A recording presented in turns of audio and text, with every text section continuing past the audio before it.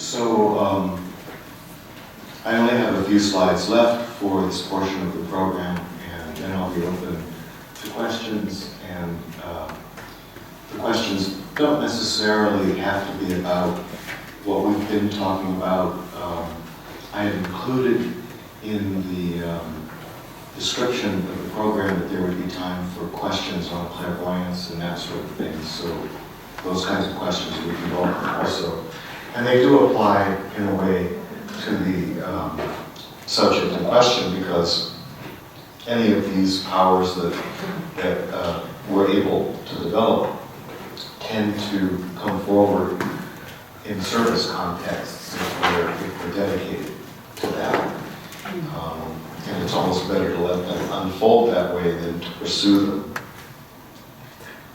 So you might remember that there was a missing slide in one of the earlier presentations, and I want to restore that.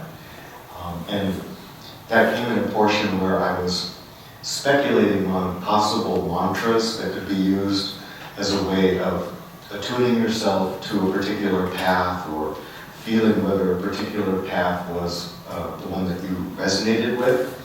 So I'd like to restore that slide now and go through all three of the paths. And once again, I think even though the earlier presentation was incomplete, you should find that the words that are present in these mantras are much more embodied now, or infused with meaning, than when we started, because of the journey that we've taken together.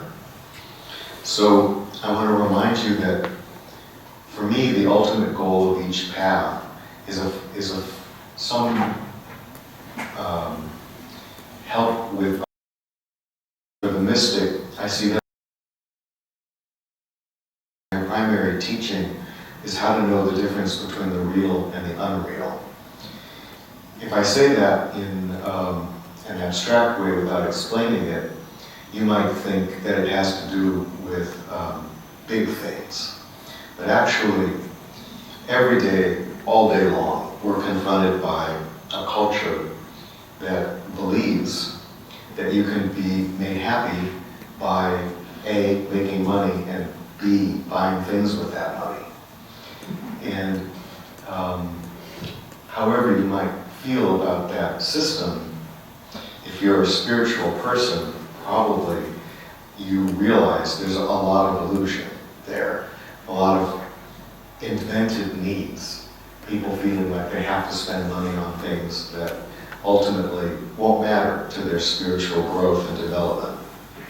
So the mystic, even though they can be extreme in the way that they treat the idea of illusion versus reality, the lesson they have to teach is essential, because we're just surrounded by all kinds of things that we're told to believe are real that really aren't helpful in any way to us as spiritual beings. So with that in mind, I want to read to you the mantra of the mystic as soul teacher. And you're welcome to read along with me, or if you want to close your eyes and just have the feeling of how the words and the energy behind it impact you, you're welcome to do that. I am Atman. Atman is the willed force, the highest level of the self. I am Atman, the seed of will in all beings.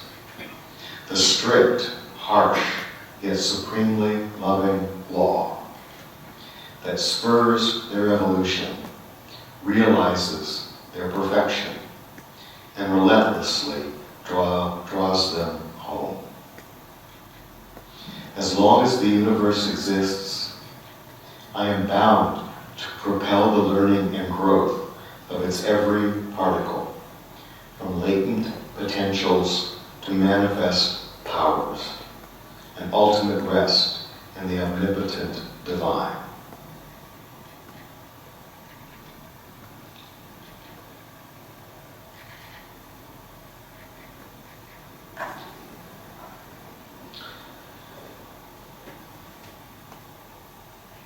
And I just want to mention that the word omnipotent is underlined in blue with reference to the chart that I showed yesterday about how each of the three types is a manifestation of one of the powers of God consciousness or of the soul.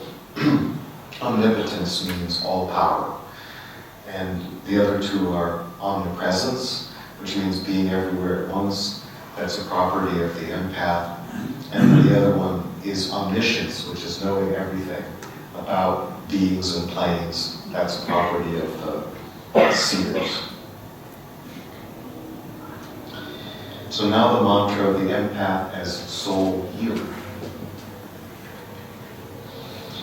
I am Buddhi, the seed of wisdom in all beings.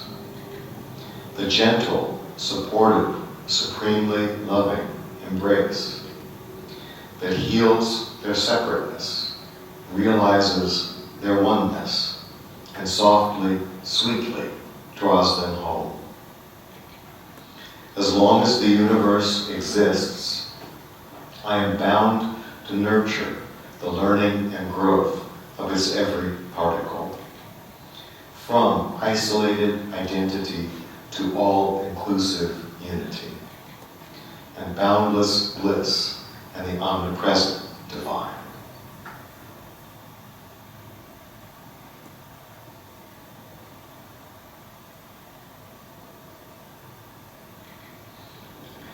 And then the mantra of the seer as soul guide.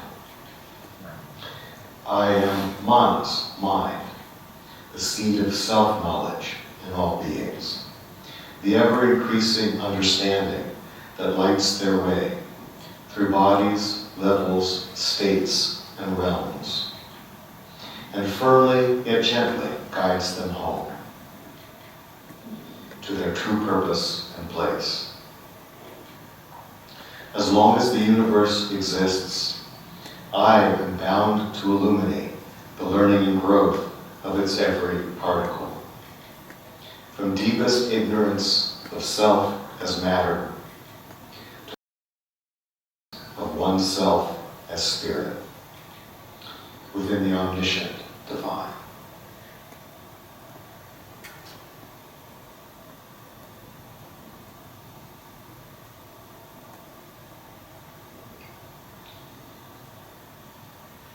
When I was a child growing up, going to elementary school, every morning we had to stand and salute the American flag and recite a little poem or prayer called I pledge allegiance to the flag of the United States of America, blah, blah, blah.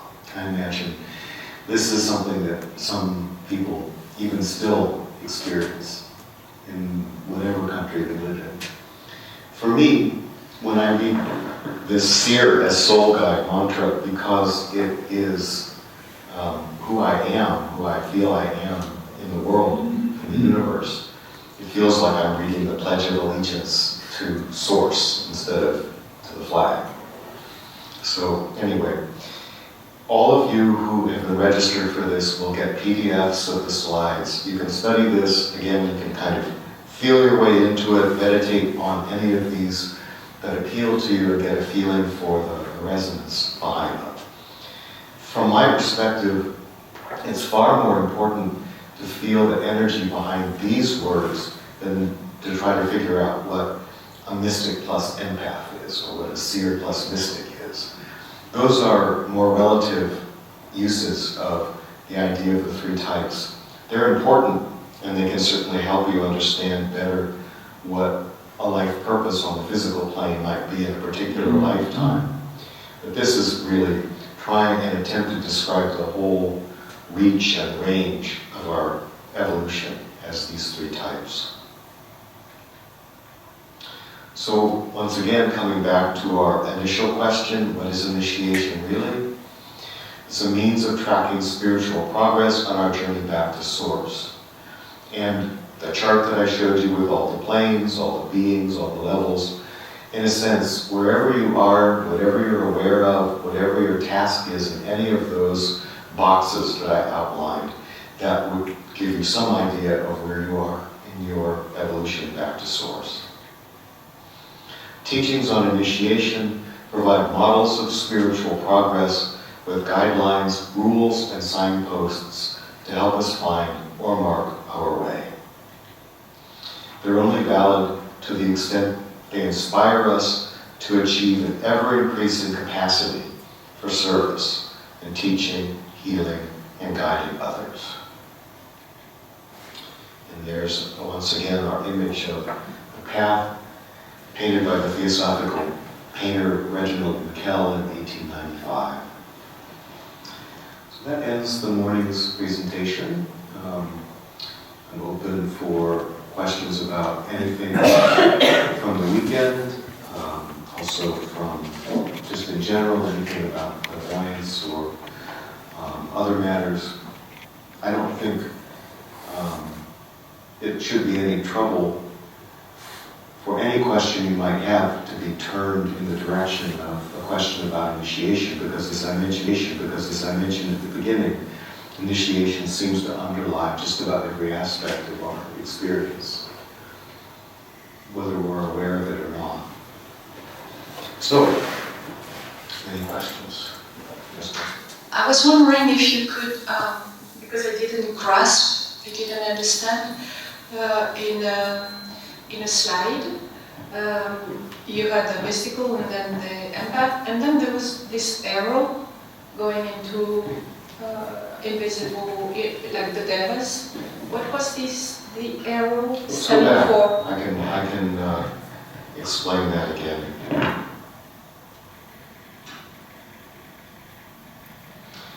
This is called dissolving the universe. It's a means of transcendence. I'm only partially joking. There's actually in Tantra a whole way of working where you identify some law of the cosmos with a letter of the Sanskrit alphabet, and then you visualize the letter and then you dissolve it, and that supposedly helps you dissolve your ability to be under the power of that particular thing. But the person who invented this was very wise, because they said the reason for the 1,000-petaled lotus is that you have to do this that many times in order to free yourself. And so if you're that persistent, you might get somewhere, but who knows otherwise.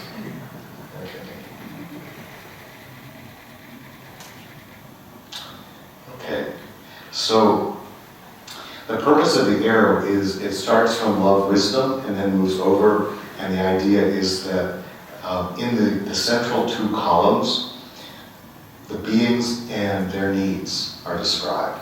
And the beings and the needs are the realm in which the empaths and the healers work. But something I didn't say, and I'm very glad you asked the question because this is important. It is probable that Annie Besant would completely agree with me, and possibly also Madame Blavatsky, that the only truly safe way to proceed on any of these paths is through service to beings.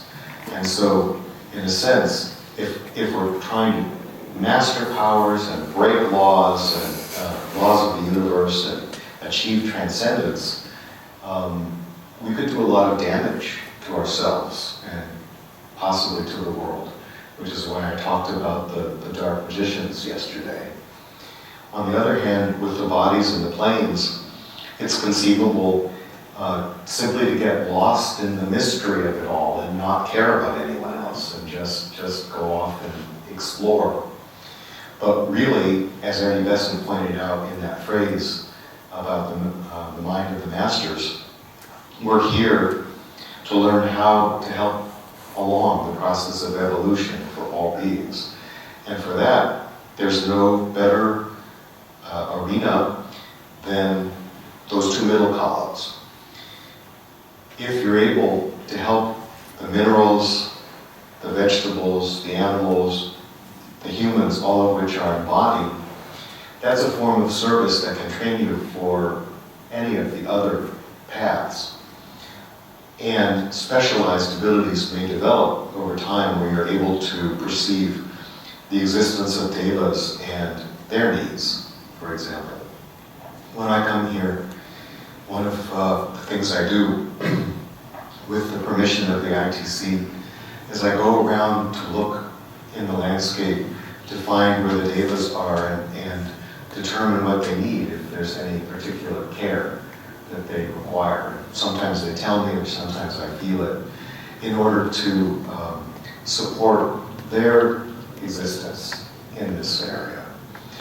And I've done some work also helping people move around in the afterlife. So even though I'm the seer, I'm not just focused on which bodies and planes I can get to, but how I can help whatever the beings are who are there. So did that help? I suppose of those two middle columns, the left-hand column, those are all of the easiest to perceive beings that the empaths could help. And the right-hand column represents the kinds of beings that you might be able to help if certain kinds of spiritual powers opened up for you. So what I was trying to do was create a fairly complete picture of what could be called the field of evolution, back to oneness with Source. And that's the whole purpose of all the different levels and so on. The arrow has no other purpose than to make sure that people understand that the realm of love, wisdom, empath, healer, union, being, and needs includes both of the central columns of the chart. Any other questions? You have a question answer?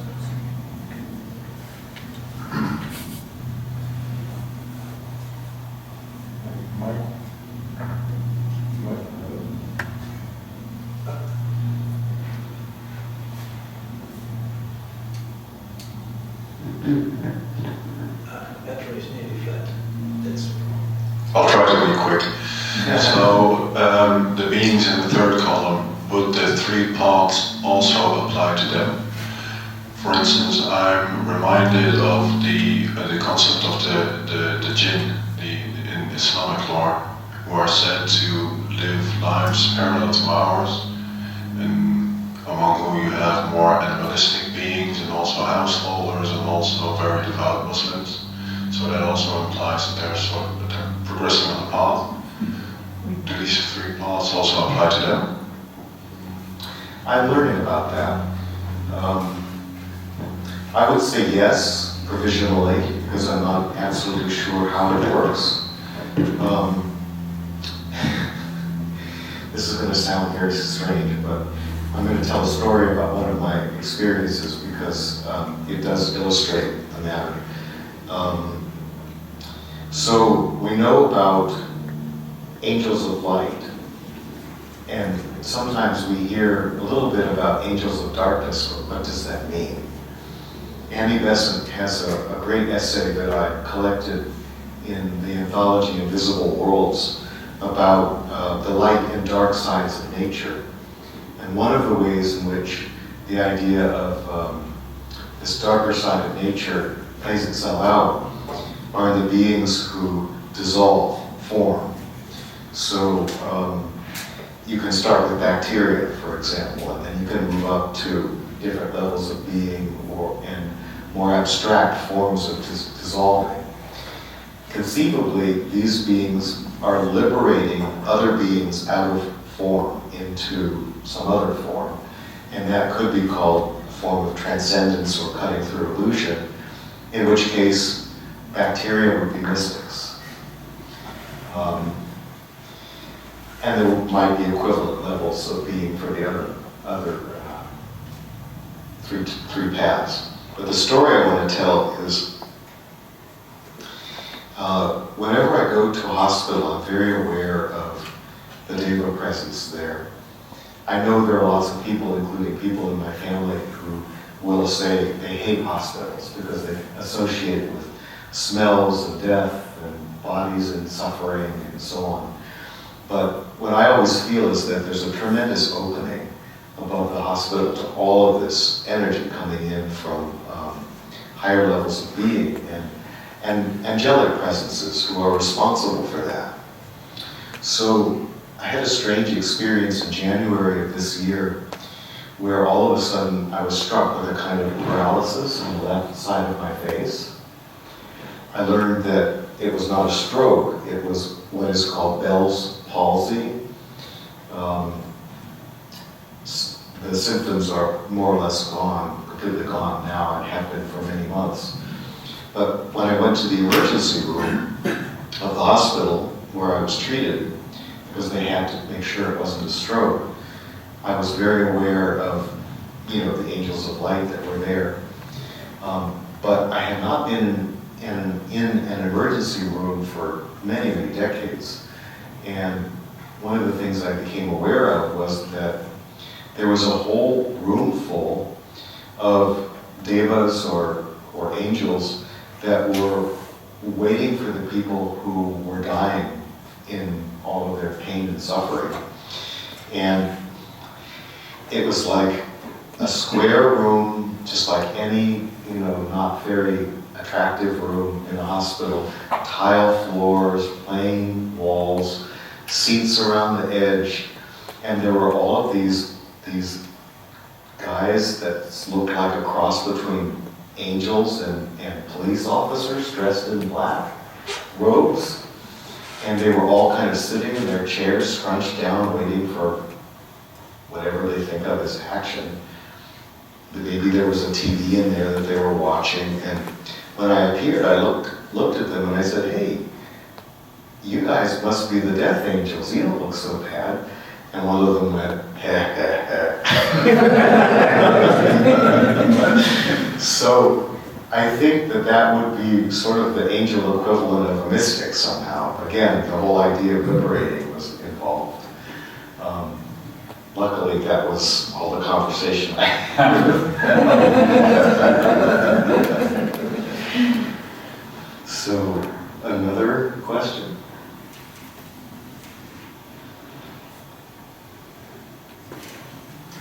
Yeah.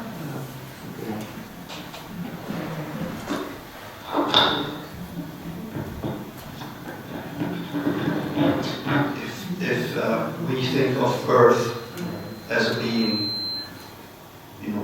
what is its place in this scheme?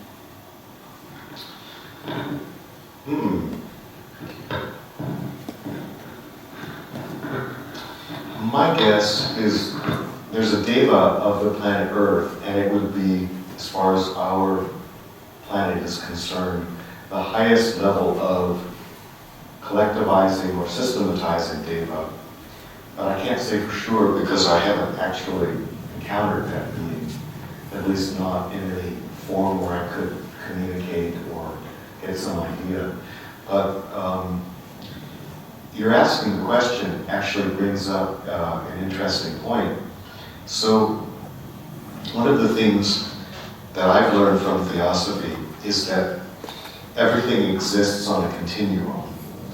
And you can describe the continuum in a variety of ways, but there's always a less developed and a more developed pole, or a more physical and material and a more spiritual and less material pole. And then there are an infinite number of possible landing places between those 2 points. And if nothing else, this scheme of the bodies and the planes creates subdivisions in that otherwise continuous continuum. And if you think about any one of the slots, for example, the physical plane, and you believe that there are other levels of being less physical but not completely spiritual, you can start to see that there's an inherent logic in the way these ideas are described. And that's one of the reasons why I can make a chart like this. But almost everything on this particular chart, not so much the previous one, but on this particular chart, is a kind of speculation. And there isn't much material in the theosophical literature. But the logic of where the continuum is divided where it is located in relationship between the material and the spiritual, more or less demands that something like this be there. And whether it's true or not, I couldn't absolutely say. It's helpful to shape my thoughts about these things, and possibly helpful to explain them to other people. And then, if I ever have any particular experience that realizes for me or makes real for me one of these levels of being, then I can say, sure, yeah, for me this is real. But this chart in particular is mainly speculative. I think people who read deeply in the theosophical literature could probably trace every element back to something. And so I haven't invented stuff except for a few words. There's also a danger of doing this kind of thing. The most extreme examples that I've heard of are there was some friends of mine took a trip to San Francisco and stopped in an art gallery, and there was a wild-haired, wild-bearded older man who was running the art gallery, and he managed to persuade them to sit and listen to him talk for quite a bit of time about this man's theories about the secret messages that were encoded in the cracks of the varnish of a painting by Leonardo da Vinci. You know, so you have to be careful that you're not just, you've gone beyond speculating and you're actually completely inventing. You're dealing with things like this. Another question?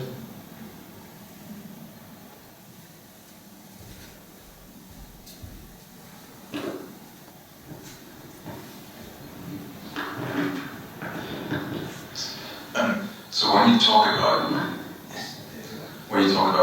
source, how does that one manifest itself, maybe as pointers across these different stages, or is it still kind of like encapsulated in this bigger kind of like definitions that we had at the end of the slides as well?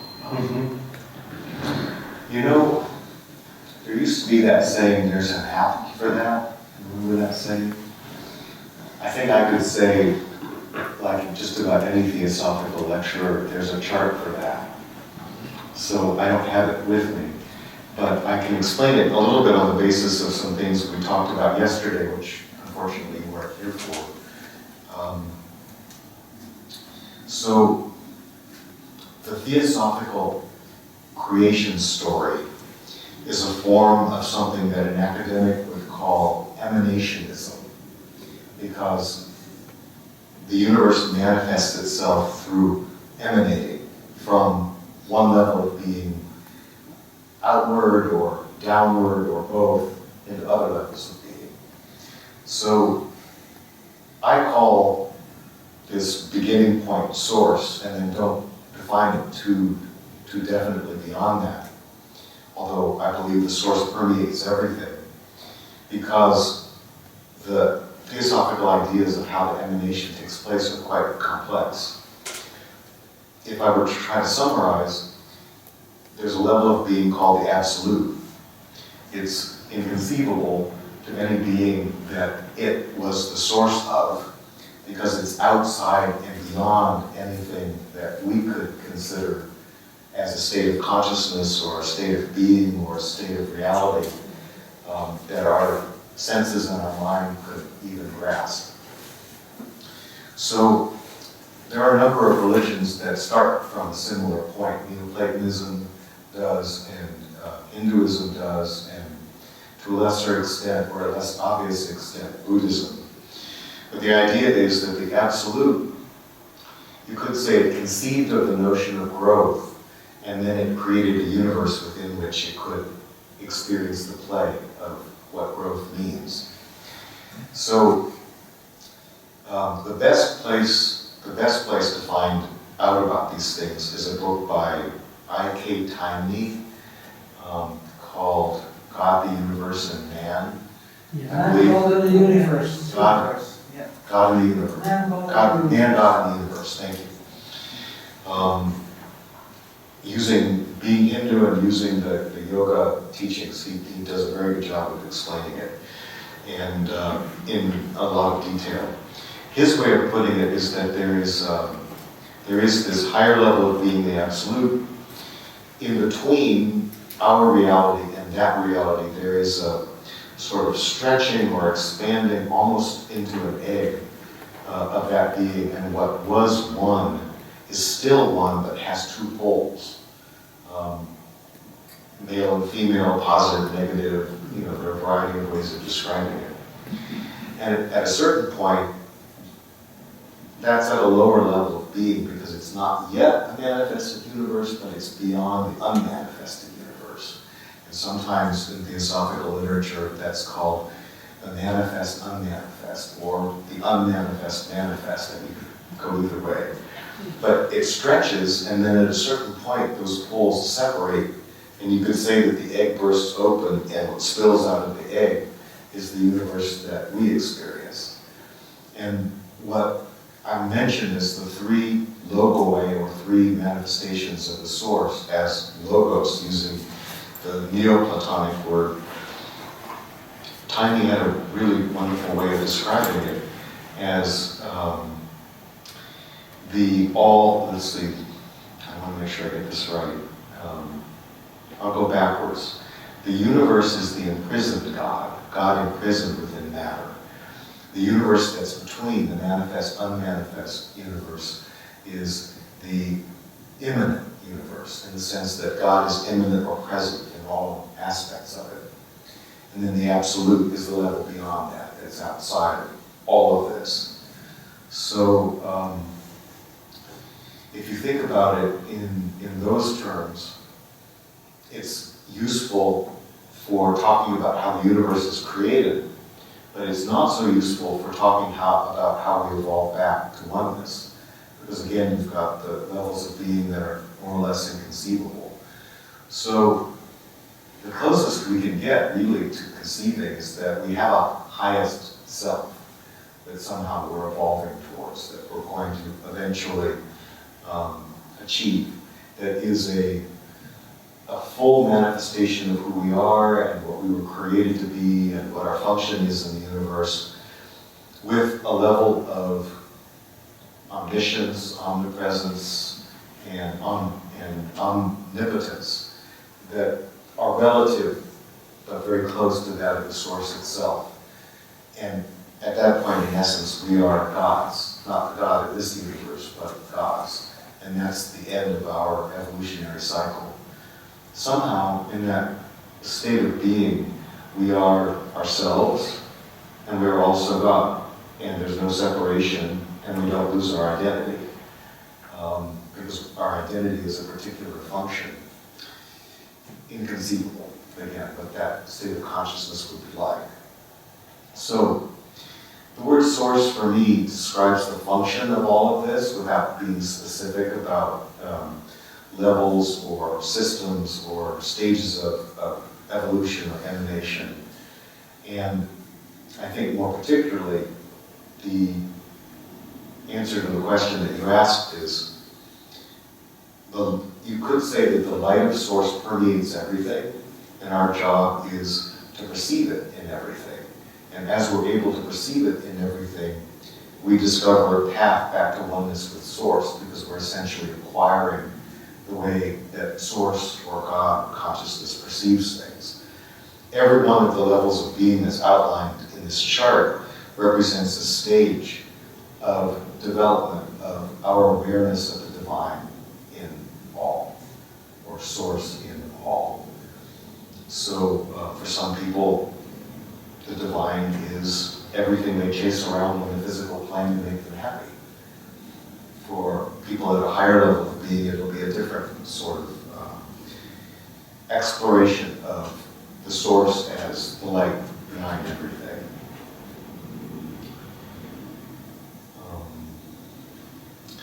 I think the microphone losing its charge is somehow symbolic of what's going on inside of me at this moment. I don't know about other people's ability to listen, but my ability to talk is almost over. You're talking about this battery? Yes. Or that battery? Yeah, exactly.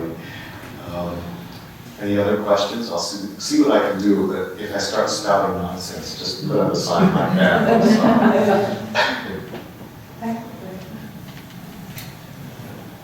Oh, you have to? Okay. If your battery is too low for this question, then it's okay. I was just wondering, because I think it was either yesterday or the day before you talked about the evolution of the human and the devas, and that would merge together at some point. Can you elaborate more on that? Yes.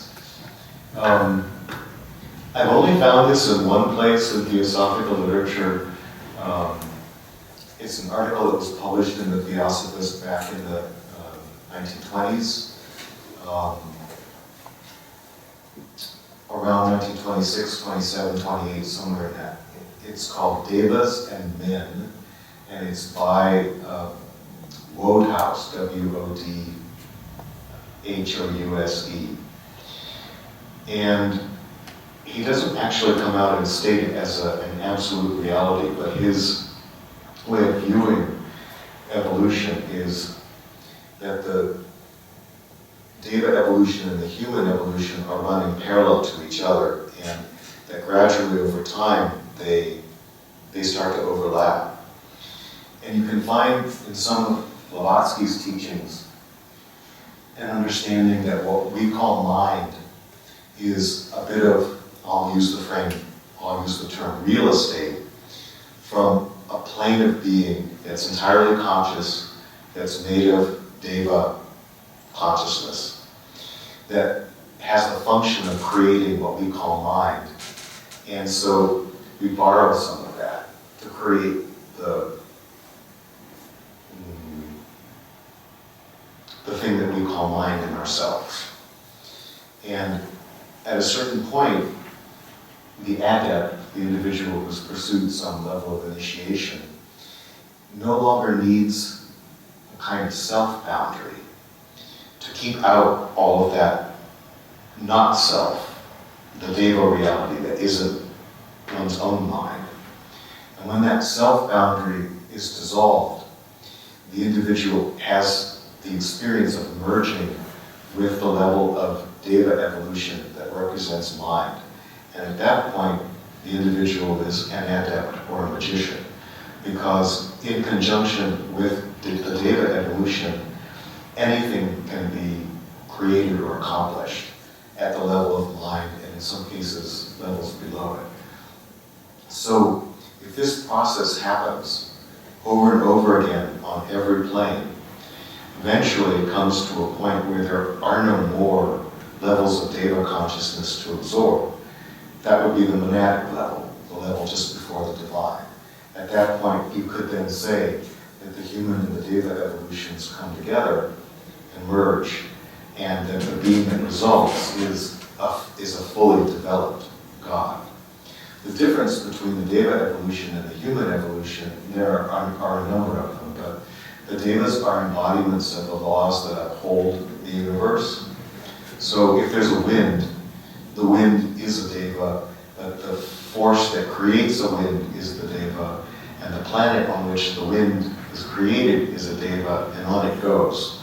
All of those are forces, but they're also beings.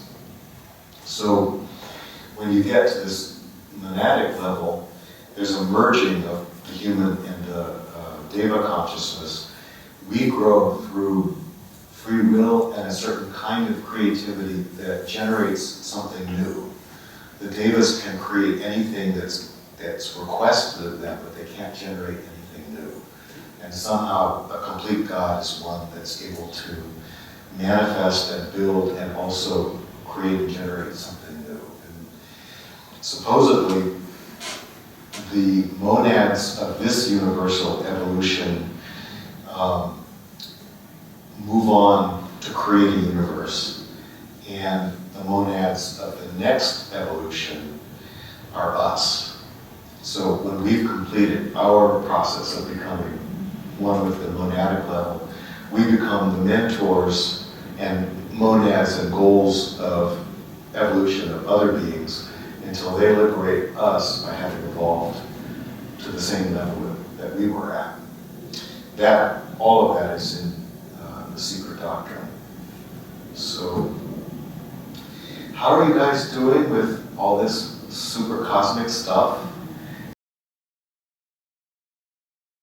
I have to apologize a little bit, because if I don't see it quickly, it won't come out of my mouth. So that's how tired I am. I had 4 hours of sleep last night because there were some adjustments I needed to make to the program. And I'm looking forward to an after lunch nap before I go on. So, Thank you so much. yes, you're welcome. Thank you.